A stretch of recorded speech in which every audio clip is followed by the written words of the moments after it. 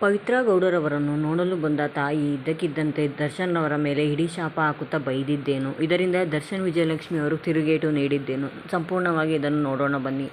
ಪವಿತ್ರ ಗೌಡ ಹಾಗೂ ದರ್ಶನ್ ರವರು 11 ವರ್ಷಗಳ ಸಂಬಂಧ ಹಾಗೂ ಅವರು 11 ವರ್ಷಗಳಿಂದ ಅವರು ಮಾಡಿದ ಸಿನಿಮಾಗಿಂತ ಅವರು ದರ್ಶನ್ ರವರ ಜೊತೆ ಫೇಮಸ್ ಆಗಿದ್ದೇ ಹೆಚ್ಚು. ಹಾಗಾಗಿ ಪವಿತ್ರ ಗೌಡರವರ ಸಂಬಂಧ ಮಾಡಿದ ನಂತರ ದರ್ಶನ್ ರವರು ತುಂಬ ನರಳಾಡಿ ಒದ್ದಾಡಿ ಆಗಿದ್ದಾರೆ ಹಾಗೂ ಇದರಿಂದ ಅವರಿಗೆ ತುಂಬ ಬೇಸರವಾಗಿದೆ ಹಾಗೂ ತಮ್ಮ ಕೆರಿಯರನ್ನೇ ಹಾಳು ಮಾಡಿಕೊಂಡಿದ್ದಾರೆ.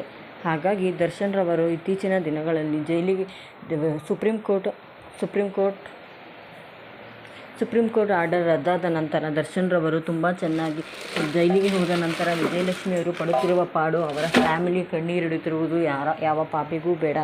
ಇದರಿಂದ ಪವಿತ್ರ ಗೌಡರವರ ಮಾಡಿದ ತಪ್ಪು ಮಾತ್ರ ತಿಳಿಯುತ್ತದೆ, ಆದರೆ ದರ್ಶನ್ ಮಾಡಿದ ತಪ್ಪು ಯಾರಿಗೂ ತಿಳಿಯುವುದಿಲ್ಲ ಎಂದು ಪವಿತ್ರ ಗೌಡರವರ ತಾಯಿ ನಿನ್ನೆ ಗಣೇಶ ಹಾಗೂ ಗೌರಿ ಹಬ್ಬಕ್ಕೆ ಮಗಳಿಗೆ ಊಟ ಕೊಡಲು ಬಂದವರು ಇದ್ದಕ್ಕಿದ್ದಂತೆ ದರ್ಶನ್ ರವರನ್ನು ಹಿಡಿ ಶಾಪ ಹಾಕುತ್ತಾ ಬೈದಿದ್ದಾರೆ. ದರ್ಶನ್ ರವರು ನನ್ನ ಮಗಳನ್ನು ಹಾಳು ಮಾಡಿದ್ದಾರೆ, ಆದರೆ ಪವಿತ್ರ ಗೌಡರವರು ಅವರನ್ನು ಬಿಟ್ಟು ಕೊಡುತ್ತಿಲ್ಲ. ಆದರೂ ಕೂಡ ದರ್ಶನ್ ರವರು ನನ್ನ ಮಗಳನ್ನು ಮರೆತು 6 ತಿಂಗಳಿಂದ ಪತ್ನಿ ಸೆರಗನ್ನು ಹಿಡಿದು ತಿರುಗುತ್ತಿದ್ದಾನೆ ಎಂದು ಹಿಡಿ ಶಾಪ ಹಾಕುತ್ತಾ ಬೈಯುತ್ತಿದ್ದಾರೆ.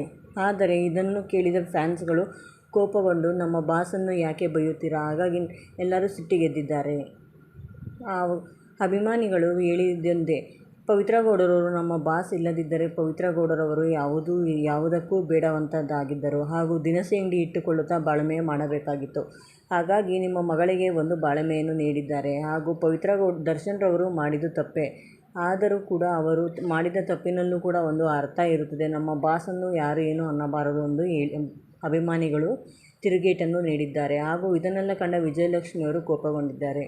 ಇತ್ತ ಜೈಲಿನಲ್ಲಿರುವ ಪತಿ ಹಾಗೂ ಹಬ್ಬದ ದಿನ ಹಬ್ಬ ಆಚರಿಸದೇ ಇರುವ ವಿಜಯಲಕ್ಷ್ಮಿಯವರು ತನ್ನ ಫ್ಯಾಮಿಲಿ ದರ್ಶನ್ ರವರು ಜೈಲಿಗೆ ಹೋದ ನಂತರ ಫ್ಯಾಮಿಲಿಯು ಕಣ್ಣಲ್ಲಿ ನೀರಿಡುತ್ತಿರುವುದನ್ನು ಕಂಡು ಎಲ್ಲರೂ ವಿಜಯಲಕ್ಷ್ಮಿಯವರು ಇತ್ತೀಚಿನ ದಿನಗಳಲ್ಲಿ ಈಗಲೇ ಬೇಸರಗೊಂಡಿದ್ದಾರೆ. ಈ ವಿಷಯಗಳಲ್ಲಿ ಪವಿತ್ರ ಗೌಡರ ತಾಯಿಯವರು ಹಿಡಿ ಶಾಪ ಹಾಕುತ್ತಾ ನಿಂತಿದ್ದರಿಂದ ಎಲ್ಲ ನನ್ನ ಪತಿಗೆ ಶಾಪ ಹಾಕುತ್ತಾರೆ ಎಂದು ತಿರುಗೇಟು ನೀಡಿದ್ದಾರೆ. ನಮ್ಮ ಪತಿಯಾದ ದರ್ಶನ್ ರವರು ಯಾವ ತಪ್ಪನ್ನೂ ಮಾಡಿಲ್ಲ, ಆದರೂ ಪವಿತ್ರ ಗೌಡರವರಿಗಾಗಿ ಅವರು ಒಂದು ಕೊಲೆಯನ್ನು ಮಾಡಿ ಆರೋಪಿಯಾಗಿ ಜೈಲಿಗೆ ಕೂಡ ಹೋಗಿದ್ದಾರೆ. ಆದರೂ ಕೂಡ ಯಾರಿಗೂ ಸಮಾಧಾನವಿಲ್ಲ. ಜೈಲಿನಲ್ಲಿ ಸುಪ್ರೀಂ ಕೋರ್ಟ್ ಆಜ್ಞೆಯಂತೆ ದರ್ಶನ್ ರವರನ್ನು ತುಂಬ ಕೆಟ್ಟದಾಗಿ ನೀಚವಾಗಿ ನಡೆದುಕೊಳ್ಳುತ್ತಿದ್ದಾರೆ. ಎಲ್ಲ ಆರೋಪಿಗಳಿಗೆ ಇದ್ದ ಹಾಗೆ ಅವರಿಗೂ ಕೂಡ ಇರುತ್ತದೆ. ಹಾಗಾಗಿ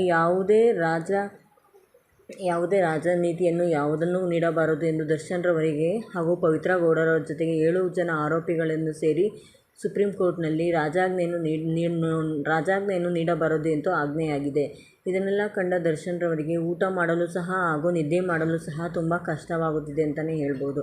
ಹೀಗಾಗಿ ಪವಿತ್ರ ಗೌಡರವರು ದರ್ಶನ್ ಹಾಗೂ ಜೈಲಿನಿಂದ ಬಂದ ಮೇಲೆ ಪವಿತ್ರ ಗೌಡರ ಜೊತೆ ಇರಬೇಕಾ ಹಾಗೂ ಇದನ್ನೆಲ್ಲ ಬಿಟ್ಟು ಪವಿತ್ರ ಗೌಡರ ಸವಾಸವನ್ನು ಬಿಟ್ಟು ವಿಜಯಲಕ್ಷ್ಮಿ ಅವರ ಜೊತೆ ಬಾಳ್ಮೆ ಮಾಡಬೇಕು ಎನ್ನುವಂತಾದರೆ ಯಾರಿಗೆಲ್ಲ ಏನೇನು ಅನಿಸುತ್ತದೆ ನಿಮ್ಮ ಅನಿಸಿಕೆಗಳನ್ನು ಕಮೆಂಟ್ ಬಾಕ್ಸಲ್ಲಿ ತಿಳಿಸಿ ಅಂತ ಹೇಳಕ್ಕೆ ಇಷ್ಟಪಡ್ತೀವಿ.